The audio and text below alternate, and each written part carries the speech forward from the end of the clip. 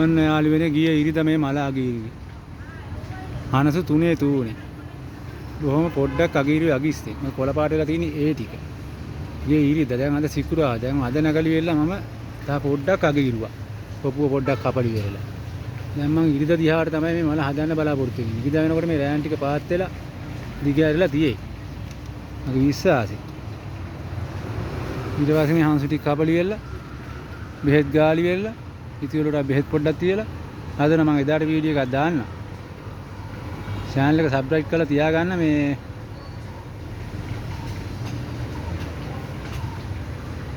එදාට බලන්න පුළුවන් හදන දවසට මම හදන දවසට මේ වීඩියෝ එක දාන්න. තව ගහක් තියෙනවා හැර ගහ ගන්න වෙලා නැහැ දැන් රෑ වෙලා. මේකේ තියෙන පරණ මල් ටික කපලා දාලා ඉල්ල දැන් යනවා යන්න. දැන් හඳ කට්ටක මලක පොඩ්ඩකුත් තියෙනවා කපන්න. මේකත් කපලා රා පොඩ්ඩක් ඉතින් අර මේ කොල්ල දාලා ඔන්න ඔකයි මාල. හොඳ මාලක් ඉතින් හරි ගියොත් දෙයිනේ කියලා. සාර